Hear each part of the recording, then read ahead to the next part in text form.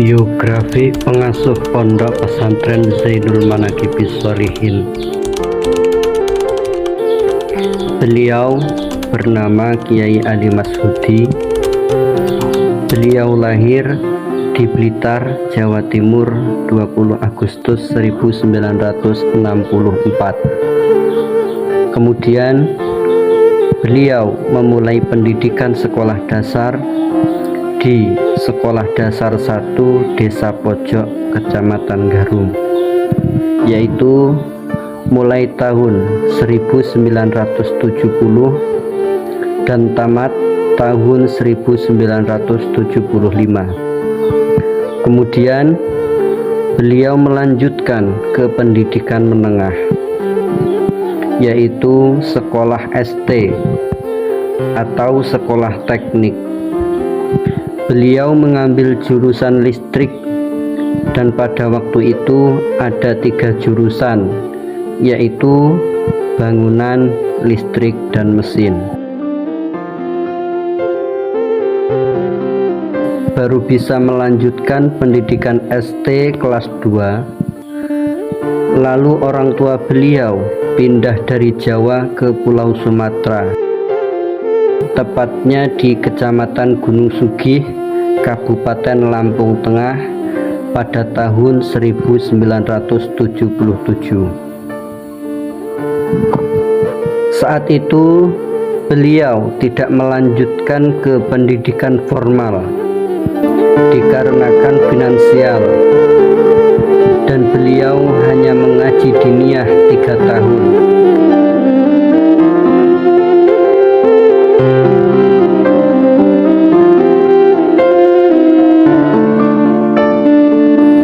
Pada tahun 1980 beliau melanjutkan mondok di Pondok Pesantren Raudhatus Sholihin Purwosari, Padang Ratu, Lampung Tengah. Jika di formal, beliau masuk MI kelas 4 sampai Madrasah Aliyah dan tamat tahun 1987. Lalu tahun 2007 beliau masuk perguruan tinggi, namanya adalah STIP Darul Qolam Jakarta, dan beliau menamatkan perguruan tingginya atau S1 pada tahun 2011. Setelah beliau menikah pada tahun 1998 dan tinggal di rumah mertua. Nama mertua beliau adalah Kiai Imam Manaqib, bertepatan dengan kejadian di Waijepara. Lalu orang tua beliau mengajak pulang untuk berjuang di Gunung Sugih pada tahun 1990, merintis pesantren yaitu Raudhatus Sholihin. Setelah beberapa tahun berjalan, pada tahun 1995 beliau dikaruniai 4 anak. Ketika putra beliau Jauhari berusia 2 bulan, beliau ikut suluk Torekoh An-Naqsabandiyah Maulidiyah selama 100 hari di Pondok Pesantren Zainul Manaqibul Islam Adiluwih.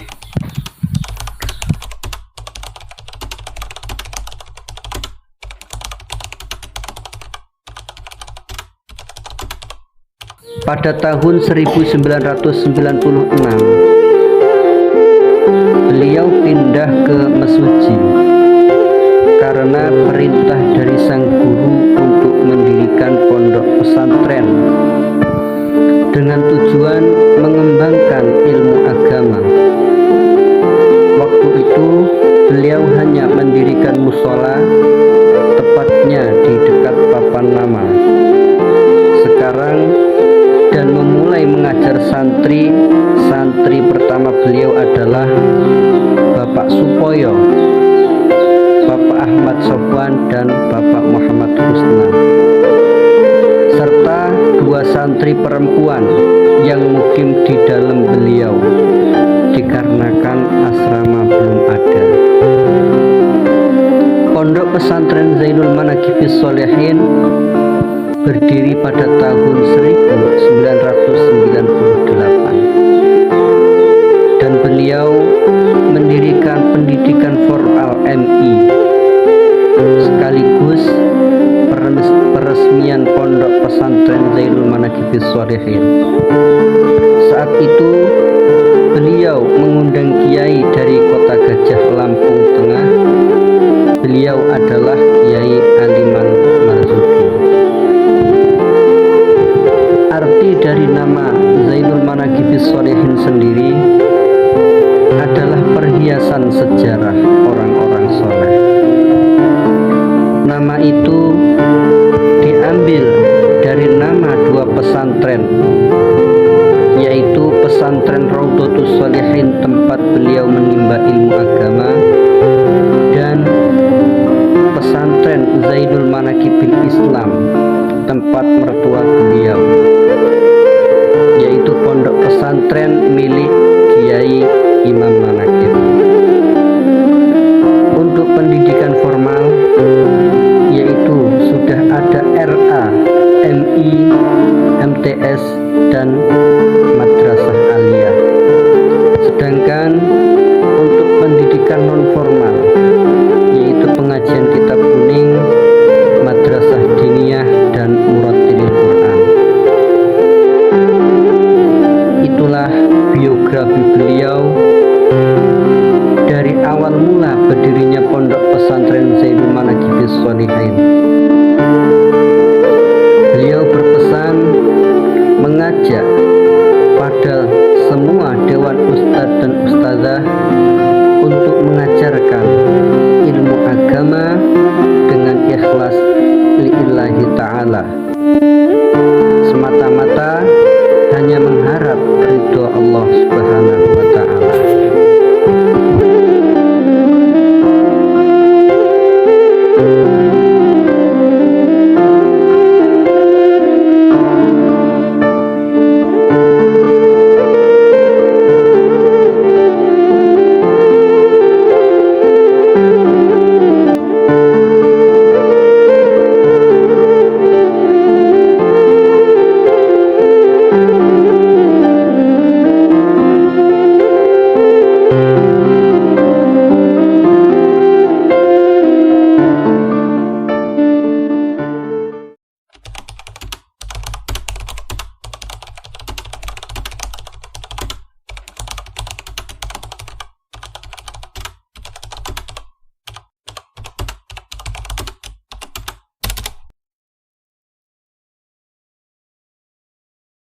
Assalamualaikum warahmatullahi wabarakatuh.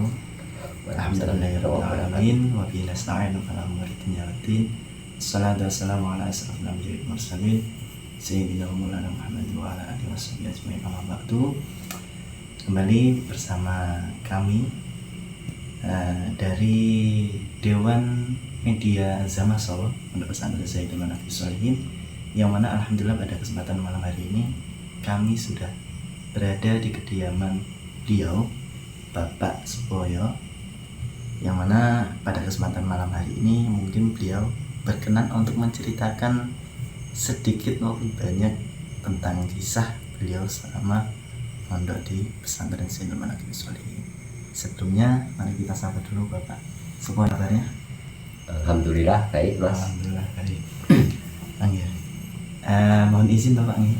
Ya. Ini sebelumnya saya mau bertanya, dan kalau boleh tahu Bapak sendiri ini asalnya dari mana?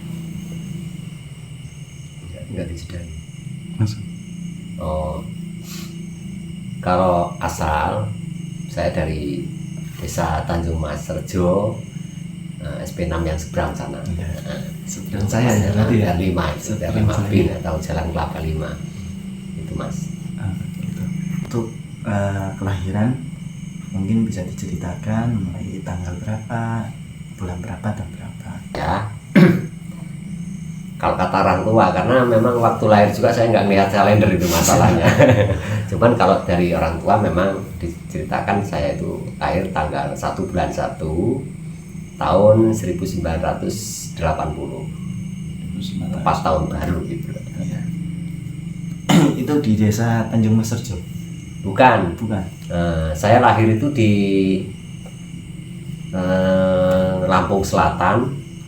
Tepatnya kalau dulu kecamatannya sebelum pecah itu Kecamatan Gedong Tataan ya. Terus orang tua tahun 1995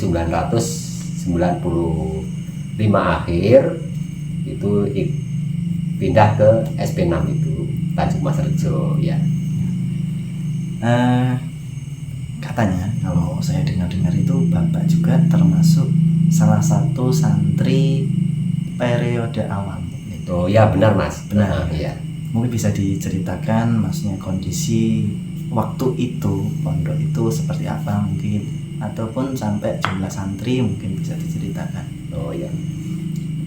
Kalau dari pengalaman saya pribadi mengisahkan tentang pondok pesantren awal-awalnya dulu bukanya pondok pesantren itu memang masih sangat miris Mas, artinya tempat lokal untuk belajar terus untuk pondoknya itu semua sangat darurat ya. Seperti pondok santri putri itu dulu masih cuma satu Mas, satu lokal itu aja kecil, ukuran sekitar 6 kali 9 atau ya kurang lebih itulah. Tapi untuk tiangnya itu masih kayu bulat, kayu gelam. Bukan tiang kali. Apa? Bukan tiang kali. Bukan. Bukan. Tapi tiang saya. Tiang saya. Itu masih kayu-kayu bulat semua itu Mas.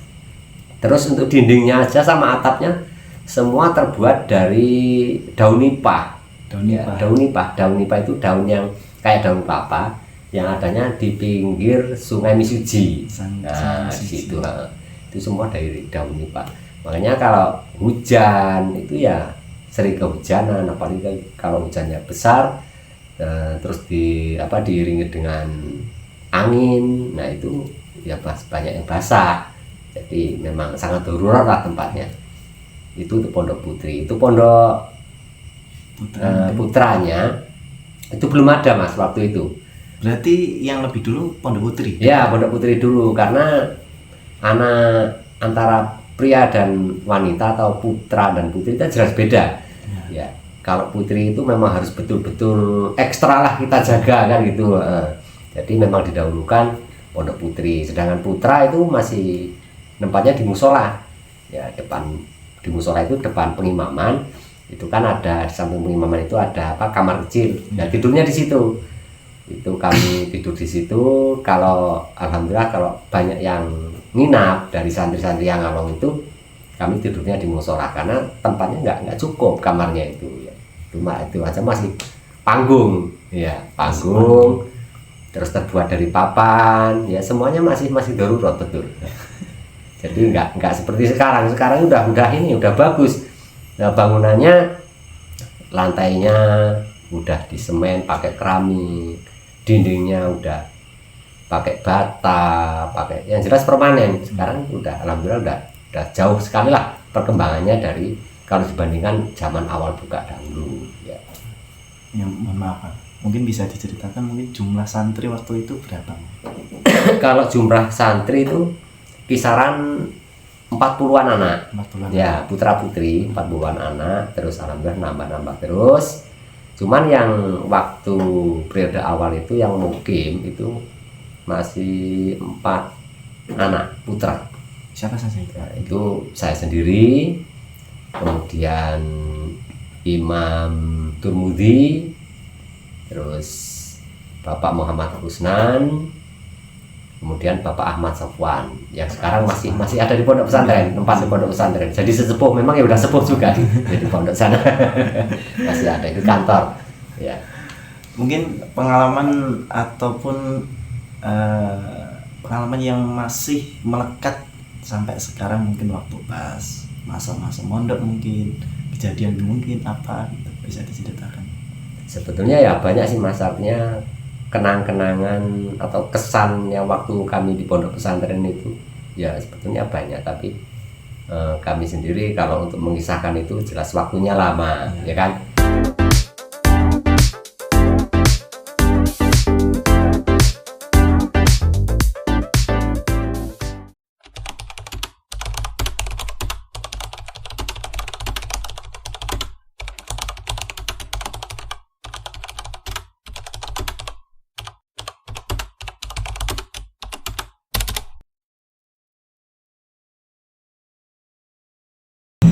Assalamualaikum warahmatullahi wabarakatuh. Berjumpa lagi bersama kami dari tim media Pondok Pesantren Zainul Baraqius Sholihin. Alhamdulillah pada kesempatan malam hari ini kita sudah berada di kediaman beliau Bapak Muhammad Isnan, yang mana beliau adalah salah satu alumni Pondok Pesantren Zainul Baraqius Sholihin dan sampai sekarang masih mengabdi di Pondok Pesantren Zainul Baraqius Sholihin. Untuk menyingkat waktu, mari kita sapa terlebih dahulu beliau Bapak Muhammad Isnan. Ya. Bagaimana Pak kabarnya? Alhamdulillah sehat. Mohon maaf Bapak, sebelumnya kedatangan kami ke sini ingin mendengarkan cerita sedikit tentang Bapak. Mungkin untuk lebih kenalnya bisa diceritakan mungkin Bapak ini lahirnya di mana, kemudian tahun berapa, mungkin bisa diceritakan. Saya dari daerah Wonosobo, Jauh. Kecamatan Wonosobo, Desa Sudimoro. Sudimoro. Daerah Sudi Ramoro. Sudi Ramoro. Alhamdulillah saya Sudimoro.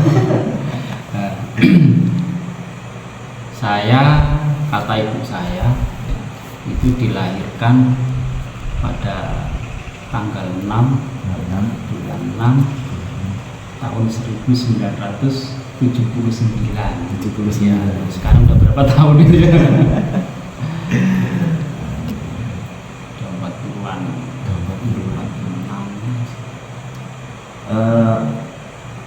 46. Bapak sendiri pernah sebelum kesini mungkin pernah pindah ke tempat lain? Bapak saya dulu di Sudimoro,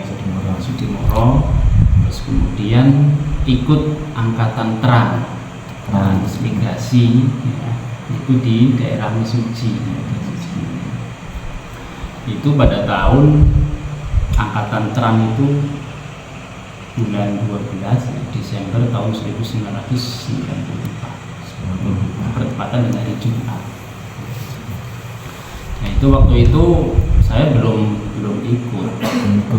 ikut karena saya masih sekolah di MTS Baru Ulum Sudimoro. Nah, kemudian selang 1 tahun ya, saya dijemput, ya, suruh ke transmigrasi. Jadi saya sekolahnya berhenti sampai di sini, nggak ada sekolahan. Adanya SMP yang ada di tetangga desa, itu Mas. Dulu itu saya nggak ada MTS, saya nggak sekolah lah gitu kan. Tapi lama-lama berpikir loh, kalau saya nggak sekolah nanti gimana ke depannya kan gitu. Karena usia saya dulu itu harus ya perlulah mengenyam pendidikan, baik itu di formal maupun non formal. Alhamdulillah selang setengah tahun ya, saya ikut di tahun ajaran baru dan masuk di SMP Pangkalmas. Iya, maaf Bapak, ini sebenarnya kami ingin bertanya, benarkah Bapak ini juga termasuk salah satu santri Pondok Pesantren Zainul Baraqius Sholihin pada periode awal? Oh iya, benar. Ya. Mungkin dari awal bisa diceritakan sedikit kepada kami, apakah Pondok Pesantren Zainul Baraqius Sholihin itu dari awal sudah ada sekolah formal seperti ini apa? Kalau dulu ya, waktu saya masuk di pondok pesantren, dulu itu belum berbentuk ataupun belum dinamai pondok pesantren. karena dulu itu masih musola.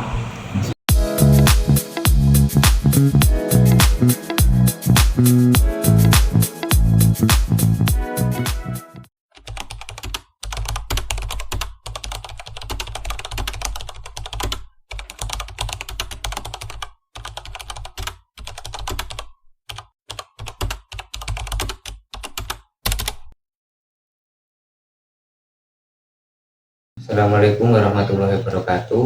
Kembali lagi bersama kami tim media Pondok Pesantren Zainul Manaqib Sholihin, yang mana kita pada malam hari ini kedatangan tamu yaitu Bapak Sariman sebagai kepala sekolah sepanjang masa. Sedikit cerita ya, atau mengorek cerita sejarah tentang berdirinya Madrasah Sanawiyah Rodotul Huda, Pondok Pesantren Zainul Manaqib Sholihin.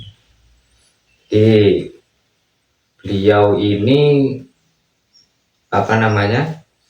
salah satu guru dari awal berdirinya MTS Rodotul Huda, dan sampai sekarang beliau masih ikut andil pada MTS Rodotul Huda. Ini beliau alhamdulillah masih sehat ya. Mungkin nanti kita bisa bertanya-tanya seputar sejarah berdirinya Madrasah Sanawiyah Rodotul Huda ini gimana, nanti bisa kita tanya-tanyakan pada beliau. Untuk menyingkat waktu, langsung saja. Ampun niki Pak, ini saya mau bertanya-tanya. Pertama itu kami menanyakan berdirinya Madrasah Sanawiyah itu tahun berapa? Karena kami ini tidak tahu berdirinya itu kapan, itu tidak tahu. Ini mungkin bisa diceritakan sedikit, monggo Pak. Assalamualaikum warahmatullahi wabarakatuh. Alhamdulillahirabbil alamin. Wa bihi nasta'inu ala umuri wa ala alihi washabihi ajmain. Asyhadu an la ilaha illallah wa asyhadu anna Muhammadan abduhu wa rasuluh. Allah rabbi shrah li sadri wa yassir li amri wa hlul 'uqdatam min lisani yafqahu qawli. Kalau berdirinya MTS Rodotul Huda itu, ini kurang lebihnya ya, nggak paham, sekitar tahun 2003 berdirinya itu, 2003 sampai sekarang. Kita perintis dengan teman-teman, guru-guru untuk mengajar di MTS. Kalau dulu kita buka MTS itu cari guru aja sangat susah sekali. Itu masalahnya, kita buka itu benar-benar hati nurani, tingkat benar-benar untuk mencerdaskan bangsa. Jadi bayaran itu enggak ada. Jadi keikhlasan kita, niatnya untuk berjuang nilai ta'ala. Jadi mencari guru sangat sulit. Ya ada yang mau, tapi banyak aku ngajak guru-guru, ada yang nggak mau. Tapi ternyata pada tahun 2009 sampai 2010 sampai dan seterusnya itu, setelah kita mendapatkan dana bantuan operasional sekolah atau BOS itu, banyak guru yang melamar ingin menjadi guru MTS. Nah, seperti dulu kita buka itu benar-benar perjuangan benar. Kita itu artinya lillahi ta'ala, niatnya berjuang untuk menegakkan agama Allah. Jadi sampai sekarang itu, dulu di MTS itu itu yang mencari rumah bekas dari Lampung tengah sana, dibawa ya papan lantainya tanah, siswanya pertama cuma 7.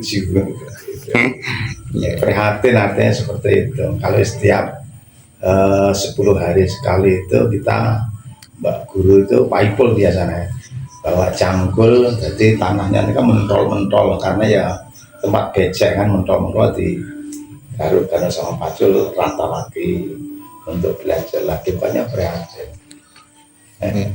Ya sampai sekarang ini mendapatkan bangunan seperti itu yang kita rasakan gitu kan.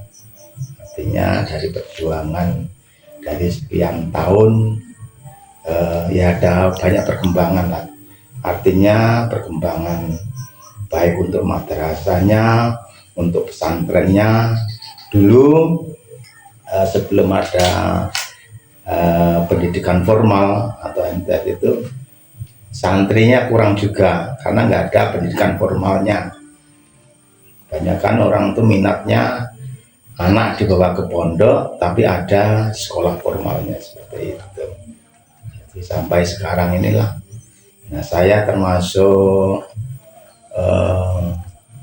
jadi guru itu ya sudah lama di MTS sampai menjabat kepala sekolah atau kepala madrasah sampai sekarang ya nggak diganti-ganti sama apa gitu. Ya gitu aja untuk perjalanan MTS seperti itu sampai sekarang. Selanjutnya ini Pak, ada pertanyaan lagi. Dulu itu jumlah guru awal berdirinya madrasah itu ada berapa? Apa langsung banyak? Apa berapa? Mungkin bisa dijelaskan Pak. Ada 7 atau berapa itu? Jadi guru itu 7 atau 6 ya. Jadi double guru itu. Sampai abang pun terjun jadi dewan guru karena keterbatasan ya kita benar-benar nggak ada modal sama sekali. Kadang apa-apa itu mengeluarkan duit untuk pergi ke sana sini. Kalau sekarang kan enak main upload HP ada paket, kalau dulu enggak, kita menghadiri rapat dapat undangan maupun harus berangkat. Terus dulu kan dinasnya masih di Menggala sana, belum di Brabasan atau belum di Sidomulyo. Sekarang dekat dinas pendidikannya Kemenaknya itu kan sekarang di sini ada Semang Matang, dulu kan di Semenggala. Kita sering keluar apa itu ya namanya perjuangan mengurus madrasah, jadi sering kita tuh pergi ke Menggala. Kalau dari rumah saya temannya Pak Kusnan itu bendahara saya itu berangkat dari rumah itu jam 6:30 ya atau jam 7, nyampe Simpang Matang itu jam 11 atau jam 11:30. Setelah makan di tempat di Pono itu di pojok itu kita berangkat ke Menggala, sampai sana itu ya jam 3 atau jam 3:30 pulang. Sore pulang dari sana jam 5, kadang sampai rumah sampai jam 12, jam 11, jam 1 sudah biasa. Itu pun kalau masih jalan enak, dulu masih belekuk kan kiri perumpung seperti itu. Nah, sekarang kan udah enak jalannya. Itulah cerita untuk madrasah MTS. Duka citanya seperti itu. Jadi guru yang pendiri itu yang masih cuman saya dengan Pak Saipul, dengan Abah sendiri, Pak Saipul, Pak Kusnan itu aja, sama Pak Wan itu. Itulah guru-guru pendiri yang masih bertahan. Masalahnya ya sangat prihatin sekali. Kalau niatnya, kalau kita kerjanya unggul, kalau dulu itu sehari itu bayarnya 50.000. Kadang di madrasah itu 1 bulan paling ya untuk beli sabun apa saja ya sama Abah dikasih itu ya sebulan kadang-kadang ya 30.000, 40.000, 25.000 itu apa perjuangan apa seperti itu. Kelihatan sekali. Ini selanjutnya yaitu terkait masalah kurikulum. Dulu itu langsung mengikut kemana ya Pak ya? Kalau boleh dijelaskan. Iya, ada kurikulumnya, kita nggak nyimpang dari kurikulum. Ya seperti di Kemenang itu pendidikannya, pelajarannya seperti itu. Basisnya kan kita kalau di pesantren, kalau di atas basisnya basis agama. Ya pendidikan umumnya pelajaran umumnya biasa kayak sekolah umum, tapi kan kalau kita ada tambahan Quran hadis, Akidah SKI, nggih. itu seperti itu, aswaja, seperti tambahannya seperti itu, kurikulumnya memang seperti itu, kita nurut daripada kemenak, gitu. Jadi kita enggak untuk pelajaran pendidikan di luar kurikulum enggak, kita ada acuannya, acuannya kurikulum, yaitu niatnya yang mencerdaskan anak bangsa dan menjadi iman takwa kita, terus terampil, cerdas untuk bisa hidup di zaman yang agak modern nanti di tahun 2045 ini kan tahun emas itu. Jadi anak-anak seperti itu. Yang pertama untuk masalah akhlak karimah kita tingkatkan. Masalah kitanya MTS namanya di pesantren, jadi napas kita itu napas pesantren, itu loh. Kalau mungkin kalau di sekolah lain, anak-anak megang HP bebas. Kalau di MTS karena di naungan pesantren ini nggak bisa. Nah, itu ada seperti itu. Terus dulu itu siswanya itu awal berdiri itu ada berapa, Pak? Oh iya, insya Allah, tapi ya masalahnya udah lama, dari 23 sampai 2025 itu sekitar mungkin 22 tahun ya. Sekitar. Ingat saya Siswanya siswa pertama itu Pak Koyo, terus Bu Ruro, itu kan santri pertama, terus Leni anak saya sendiri, terus Bu Apri, terus ada orang Lampung Tengah sana ada juga. Saya ingatnya seperti itu aja ya.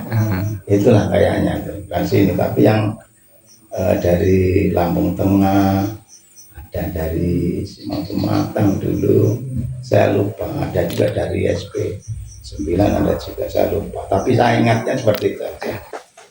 dan selanjutnya ini Pak, pesan-pesan buat siswa Madrasah Tsanawiyah, mungkin ada pesan dari Bapak. Kami selaku mewakili rekan-rekan Dewan Guru atau kepala madrasah sering pesan kepada anak-anak itu, tetaplah belajar untuk demi masa depan, jangan tinggalkan untuk sholat syukur bagi sholat berjamaah, karena kita naungannya itu MTS itu di pesantren, sehingga kalau anak-anak taat dengan madrasah, taat dengan pesantren, yaitu tujuan atau himbauan dari Bapak Guru itu, anak itu bisa menjadi anak yang soleh dan soleha, berakhlakul karimah yang baik, dan berguna bagi kedua orang tuanya, serta berguna bagi nusa dan bangsa serta agama. Itu tujuan guru itu pertama seperti itu. Pendidikan di MTS itu nggak ada lain cara baginya seperti itu. Jadi anak-anak itu kita giatkan. Kalau dulu itu kan sebelum kita pulang dari madrasah, kita itu biasakan untuk berjamaah dulu, berjamaah dulu baru bisa pulang seperti ini. Dan sebenarnya kita tiap sampai sekarang begitu itu, anak-anak pulang dari sekolah jam 12:04 kita biasakan berjamaah sholatnya seperti itu. Jadi sudah dibekali, artinya dari saat ini, sehingga nanti sudah dewasa, sudah di masyarakat, bisa membiasakan seperti itu bagi anak-anak sekalian. Dan ini Pak, selanjutnya harapan sampean kepada siswa dan madrasah kedepannya ini, harapan sampean itu bagaimana Pak? Jadi anak yang soleh dan soleha, berguna pada dua orang tuanya dan nusa bangsa dan agamanya. Untuk madrasah sendiri, kita sering mengimbau kepada Bapak Ibu Dewan Guru, kita tetap semangat, disiplin, baik disiplin cara berangkatnya, disiplin cara mengajarnya, supaya apa? Kita nggak ketinggalan dengan materi masyarakat yang lain yang ada di kota atau di tetangga kita. Gitu. Saya sering ingatkan kepada Bapak Ibu. Assalamualaikum warahmatullahi wabarakatuh.